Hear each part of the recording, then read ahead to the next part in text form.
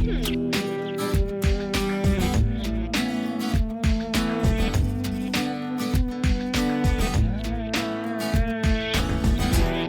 One, okay. two. Oh, we're set, Mike? Okay, yeah, that's okay, good. ready? Right. One, two, all right, let's three. Go. Let's do this. Rock, paper, scissors, go.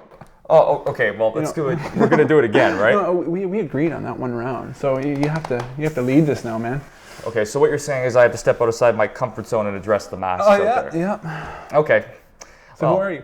Welcome everyone. My name is Matt Lance. I'm a representative here for the Center of Social Justice and Good Works.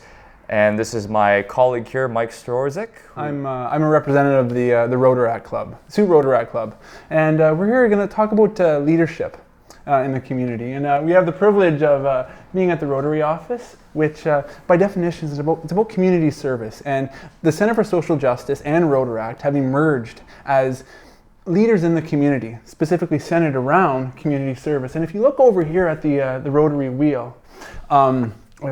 To my knowledge and my interpretation, it represents a wheel of change.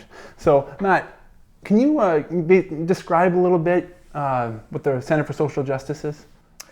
Right. So I got involved with the Center for Social Justice. It's just based right across from Precious Blood Church in Sault Ste. Marie, and right now they're primarily based for building up young professionals in the community, helping people with entrepreneurial skills, building up their businesses, and like it says in their name, building up with social justice and good works in the community. Mm-hmm. I was first introduced to this organization back last January in 2016, should I say, and I was given the privilege of getting into a leadership program. And this was introduced to me as a possible benefit after coming out of school at Algoma University. Yeah. And I saw it as a potential need to increase my leadership skills, get more networking, get more community-based experience in the community, and ultimately fulfill my future career. Oh, for sure. And it's a great experience to socialize too, meet new people. Oh, yeah. But especially for young developing professionals, so people in university, in college, even high school students. I mean, I think your cousin, just is in high school, and she's graduating now, and she's part of the leadership program right now too, Yep. So for anyone who has this burning desire to go out in the community and help people, the Center for Social Justice and Good Works is a great opportunity to get involved, and especially Rotaract as well. For 18 to 30-year-olds in general, we do very similar things in the community. And Matt and I were here. I have the Rotaract shirt. Matt has a shirt representing the Center for Social Justice, and we're here to kind of give you a perspective on how easy it is to be part of a community and doing good work and community service. And now, in being at the Rotary office, I think it's really important to understand that community service through the Rotary mission is service above self. Okay? So with that being said, in us talking about this, we want to give you a little perspective of who we are, speaking of self. Okay? So we're going to play a little game, a name game, a little pseudo-dating game. A little fun for all of you. A little pseudo-dating game. I know Sophie, my fiance. I'm not, here dating Matt or anything, and he is a good-looking guy. But thanks, Mike. It's appreciated. Okay. So, in keeping with the idea of dating, okay, so we're going to start off with, what's your favorite thing, so to speak, okay? Right. So, Matt. And overall, before... I'm asking other people as well, okay? Yeah. What's your favorite song? I'd have to say, Mike, right off the bat, my favorite song is probably the song Hero by the Christian rock band Skillet, mostly because it focuses on becoming more than just what society wants you to be. It helps on building yourself up and ultimately towards the service of others, as it focuses on people in roles that are particularly important, like firefighters, police officers, people that we need. And that inspired me as a song itself. And by the way, before we get going here, Mike, I know that when everyone there at home has to realize that all these topics focus around not only young professionals like ourselves, but anyone in different walks of life to hopefully step up and gain different leadership positions and see the benefits behind it to help our community. Yeah, because a lot of people, they might have this burning desire, as I said before, but not know how to translate it into action. Okay, but so that's the theme of today. Okay, is how we have emerged into that. So with that being said, my favorite song was in a lot of ways "I Won't Back Down" by Tom Petty, because in life when you experience struggle and adversity, that song kind of resonated with me. But my second favorite, I'm a Ghoulie boy. I grew up in the country. I like country music. Okay, I am a romantic. Amazed by Lone Star. Okay. You know, so Winty. anyways, that's just a little piece of me, okay? Just give you some perspective. Anyways, okay. What else we got here? Okay. What's your favorite pastime? Favorite pastime. That's a tricky one, you know? Yeah. What is it? Family game night, I think, for the most part. Aside from going out with friends, I think family game night is a big night because it really helps our families get together and know that after the long struggles of the day that we're ultimately coming together again and starting to joke about what we can do, what we can achieve, and ultimately just have some fun. Realize that we have to calm down a little bit and take perspectives on our lives. And I think we're able to joke around as whether it be a family or friends, and ultimately just helps us relax a little bit and see where we want to go. I think for me, family game night's good too. I really like, just interacting with family. But for me, snuggling on the couch with Sophie, my fiance, and like watching a movie. Say that. It is a pastime for me. Okay, come on. Anyways, speaking of movies, Matt and everyone else, what's your favorite movie? Actually, it's going to be weird the way I say this because I actually haven't seen the movie yet, but I know for a fact that it's going to be my favorite movie. It's a movie called The Shack, and it's going to be coming out soon, I believe. And it focuses on a man's struggle with getting over tragedy at the loss of his daughter, and he ultimately ends up working with a different persona that's taken place between God, the Holy Spirit, and Jesus Christ. So I think that was kind of an interesting story that they're going to be doing. I loved the book when I read it, and I'm very excited for the movie. And I believe that it's going to help me define myself as well, and see where I am in life, and if anything were to happen, how can I overcome, like the main character does, this tragedy. So it's different what I did, because most people might say Die Hard, but I'm going to go with that movie, even though I haven't seen it yet. I know. My favorite movie is The Notebook. It really is. No, it is, and it kind of represented a relationship for me that I wanted, that true love experience. That and Without Limits. It's about an American distance runner named Steve Prefontaine, and he did everything all out with as much effort as he could, and really attempted to kind of like push through adversity, and through that kind of journey, just achieve goals that maybe might not be possible. So Without Limits. Right. And I mean, kind of sometimes people need relaxation. So Matt and everyone else, what's your favorite holiday? My favorite holiday. That is a really good one, Mike, because I mean, in the Sioux, I'd like to think that there's not too many of them. What do we have? We have, most people identify right away with Easter that's coming up, and Christmas, that's a big one as well too. Halloween is a big one as well. I'd probably say, that is a good one. That's a tough one there, Mike, because I'm trying to think what makes me feel a little bit like I have to get outside my comfort zone, and it might be Halloween, actually. I like doing that. I like challenging myself, and I think that's something that as a youth that we have to do. I think that Halloween is a big one. Why? Because I got dressed up into ridiculous outfits. If I had to get outside of my comfort zone and do a little dance competition at my old school and break a little move being as the Mad Hatter, then why not? Why would I not do that? I like breaking out and dance. It's fun. But you know what? For the longest time, I thought my birthday was a holiday. Okay, well. I don't know. I was crushed. Yeah. Anyways, probably Christmas for me. Okay. Yeah. Okay, Matt. So how about your favorite person? Favorite person? Okay. Well, considering obviously different future opportunities. Other than Thor. Oh wow. Yes. I could say right away cliche that my favorite person is my mother and dad, and that's not. I mean, they are very essential and important in my life. But that is a very interesting topic, and I don't know if even Mike, especially if someone in my position or someone of a youth or in our position too, as we're still trying to find out what our purpose is in life and where we're trying to figure out what kind of person do we want to become, and oftentimes we model ourselves after maybe celebrities or we want to be like them. And right now it's hard for me to decide. I think that based on my education that I'd like to model someone, and think that perhaps someone in a business setting that I'd like to go into that route. No, that's a good point, because to me, my favorite person was, my parents, and I am a mama's boy. I love you, Mom. You're awesome. Anyway, Sophie has become my favorite, my person, right. my favorite person. But it is a kind of a multi-dimensional thing. I mean, there are many favorite people out there for me. So it's important to in keeping with leadership, to attach ourselves to people who we can learn from, learn with, and who can lead us in this world. Right. Last thing, what is your favorite book? Okay, favorite book. Oh, that's, again, that's another tough one, like, because there's so many different books out there and it's so versatile. And I ultimately think that, like, I don't even think I can answer that right away because there's so many different books out there that might require leadership, and I wouldn't even be able to answer that because there's just so many. And you see, Matt can't answer that question, but there are many things in this world and in this conversation that there are no immediate answers to. Right. See, favorite book for me is, it's called Getting to Maybe. It's all about uncertainty. It's about how the world's changed and really trying to push through the complexity and struggle that corresponds to life, right, and decisions and whatnot. So, that being said, coming up with solutions or answers to anything, first off, requires what? Right. Community. Okay? So to you, and we ask the public, what is community? What does that represent?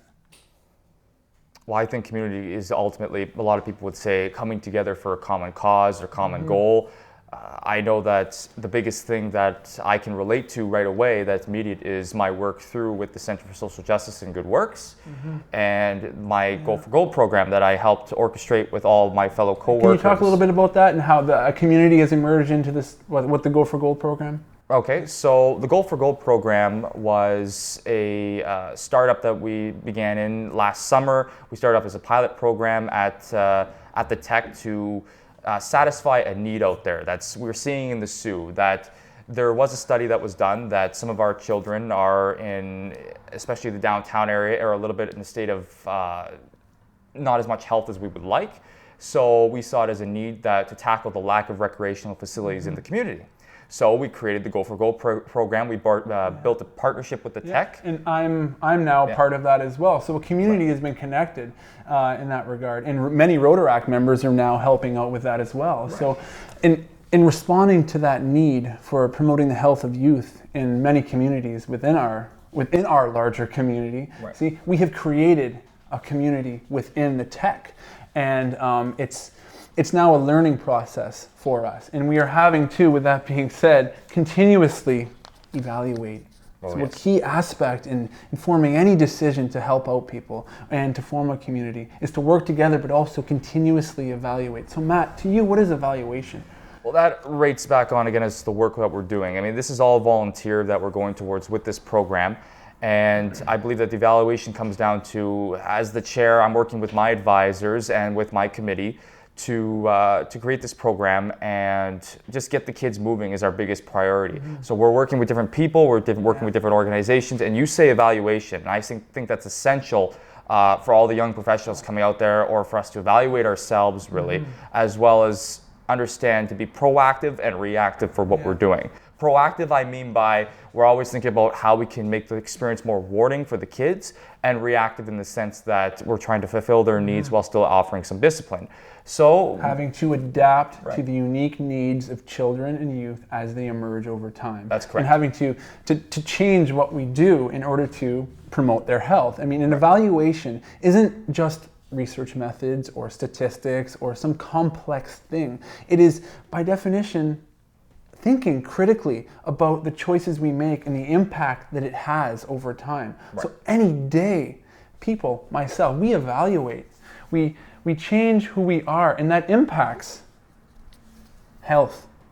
It impacts our health, okay? So to you, Matt, what is health? Health is, again, another thing that I consider through the program. I see the kids that it's not just a matter of their physical well-being, but something as simple as them knowing that I'm being a good leader myself. I'm being like a good big brother to all these girls and boys that are coming in. At the end of the day, some of them might hug me and they know, thank you, you've made a difference in our life. We've moved them in some way. That is essential. That's the message. That is the mission that we're trying to get through with this program. And I think that it's essential that we keep building on that. We're doing our 6 sessions a week, and then we're kind of building on it, and we're hoping to carry this throughout the year. And like, going back to what we were talking about in evaluation, I mean, it's very difficult to track any one specific health outcome, to know that all the time we are, for example, helping their mental health or their physical health. Right. But what you see is this embodiment of emotion and happiness come out of these youth. I mean, to me, health is a state that's changing often. I mean, depending on what we eat, we could feel unhealthy 5 minutes later, that kind of thing. So it's a state of being, and it's attached to our mental health, our physical body, socially, our relationships. So it's in some ways, according to, I mean, the World Health Organization, I'm going to go with that, it's a complete state of mental, physical, and social well-being. Right. That evolves over time. Okay. Now, it's very important, with speaking of a state, okay, to really represent change. I'm not talking about making change in terms of money, like breaking a 10, that kind of thing. Right. But so to you, like the Center for Social Justice, it's about creating lasting positive change. In Rotaract as well, and speaking to that rotary wheel, that wheel of change. To you, what is change? And to the rest of you, what is change? Sorry. Yeah. No, and I think that is good consideration for everyone. It's the change that we're evolving, we're helping to adapt each other. And I believe that, and I'll be true to all the youth out there and all the students that might be in the Sault here at Algoma, Sault College. You might have an idea as to what you want to do, and I finished up with a BBA degree at Algoma, and I'm still trying to determine exactly where I fit. And like we were going to talk BBA is what? Just to of course, yes. It's a Bachelor of Business Administration degree, and I took a little bit of a role majoring in Marketing and Human Resource Management. And even then, still completing these courses, there is still an idea as to where do I fit in, where is my niche, my passion that I want to go into. And that's what I think you touched on, Mike, is the change in that, because we're constantly adapting as people to fulfill a need and see where society would like us to be, to hopefully fulfill a common goal. And I believe that's essential. And the only way to do that is to truly understand ourselves. And I believe that, speaking personally, taking on leadership roles is helping me better understand myself, to better understand how I fit in the community and how I might, fulfill and make the betterment of other people's lives. Yeah, I agree. And in change, you said the betterment of people's lives. You talk about yourself. It's important for me to understand change as a process of discovering the state of someone at a given moment in time. So I am changing right now as we were having this conversation. Right. When you speak to someone, you hold a door for someone that might, for a second, change their circumstances. It might, kind of create some feeling of support. See? Right. So change to me is understanding the state of someone and tracking it over time and learning about that person or about that group, their unique differences. Right. See, over time. And it's a very difficult thing. It's a very complex problem. And with that being said, I mean, we have to understand the service that's required, see, in that regard. Services. And to me, it's not necessarily about finding that next big dream job right away. Right. It could be going to the Center for Social Justice and learning from the differences in the youth that are occurring from the Go for Gold program. I have a master's degree in criminology and an undergrad in forensic psychology, and I thought that I understood what change meant. I had ideas, but I didn't have any practical experience. And that being with, say, just Rotaract and with the Go for Gold program, I'm now learning that it's such a slow process, but it's a process of discovery. And to you, what does that represent? Service. It's a service of knowing that you're ultimately fulfilling other people's lives, you're making a difference in what you're doing, you're hoping that you utilize your skills and your strengths towards hoping to help them find what they can do to affect other people. And I know that was a big issue that we talked about, I think, with evaluation. We talked about always adapting. And I think that's, as youth, as ourselves, but also as people who have come from all different walks of life, to know exactly where we fit in, where we can use our own talents and our own skill development to hopefully help other people discover theirs.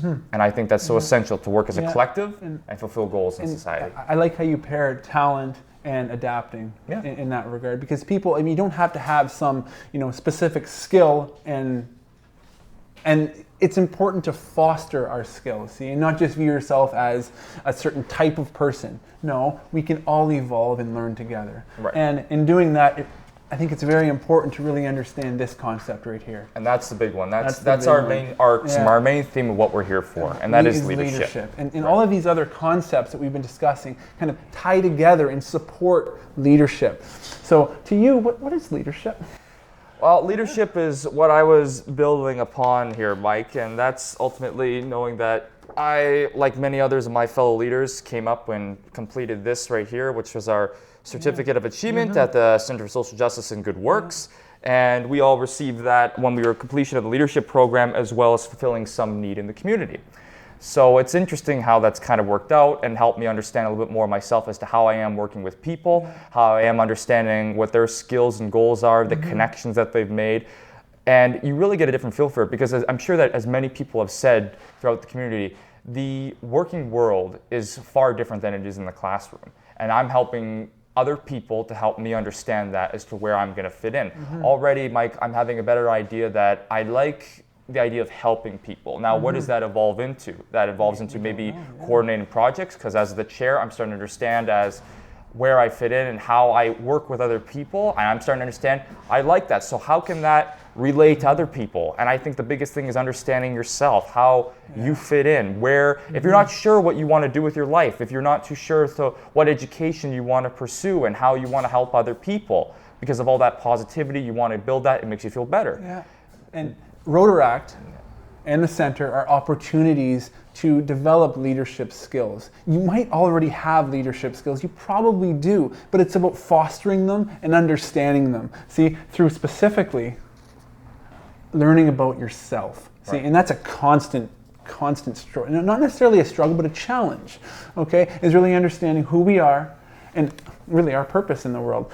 Okay, Matt, now, considering all that we have discussed about leadership, about community, about service, valuation, about, what it means to be ourselves. Right. We challenge you to consider one final question, a question that I know I struggle with, and I think we could all, in some ways, struggle with. Okay, is what is your purpose as a unique person within this world, and as a member of Sault Ste. Marie? Now, please focus on your role as a leader. Matt, so what's your purpose? And I'm speaking, I think, on behalf of a lot of people here, that it's tough to answer that question right away without a little bit of experience and going through life and determining, like what we talked about, being a leader, getting out of your comfort zone and starting to understand what your talents are, what your skills are, and how you believe that you can contribute it. Because it's all a learning process. And I think that it's a rare situation when someone knows what they want to do right away. And I'm a tad jealous of it, but it's just interesting how it plays out. So for example, I know that I'm starting to understand a bit better about how I can shape my purpose being in towards public speaking. So I'm tackling the number one fear in the world, and I'm doing that through being part of Toastmasters International here, and that has helped me understand and be a part of our club leadership plan. And our club leadership plan is ultimately focused on me being the vice president of public relations in our club, and getting the message out there. With all our contacts in the Soo, I'm starting to get the message more out there about Toastmasters. And the biggest thing is that we talked about, it's building on being able to give the confidence to go out and speak to people that may help you with future careers, and building up that self-esteem, building up that positivity and encouragement that you want, and ultimately making your life more enjoyable. So I guess the quote unquote answer is that in finding our purpose as a person in the world, or as a member of the Sioux community, is there's no one answer. It's an evolving thing. It is evolving. I know. For me, my purpose is it's evolved as well. But I've finally been humbled by the knowledge that as an individual, my purpose is to love and protect my fiance and my family.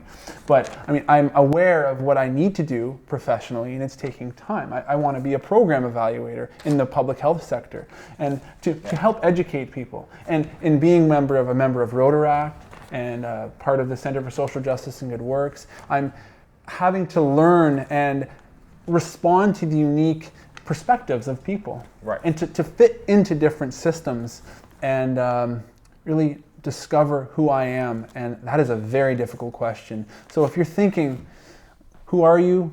What's your purpose? It's an evolving thing, and there's always an opportunity to learn, whether or not it's in a university, or it's being a member of Center for Social Justice, or another program. Or another program like Toastmasters, or just going and contacting the Big Brother organization. It's an evolving process. Who we are as people are unique. We are each different with respect to our interests, and it's a beautiful thing. Yeah. And we're hoping to leave with you the fact that ultimately we hope that we shared a little bit of different tidbits for you today, that if you're ever discouraged and you feel like that perhaps you're trying to determine where you fit on a specter of a career, future potential, that ultimately it just comes over seeking deep within yourself, going and getting that courage to get over that hump of the daily grind, and maybe taking some volunteer work, helping you to understand what your skills are so that you can fulfill and better make your life better. This isn't a how-to guide by any means. We are struggling, but we are learning. And can we learn as a community and create a community of leadership? Yes. Thank you. Thank you. Thank you. Thank you again for joining us today.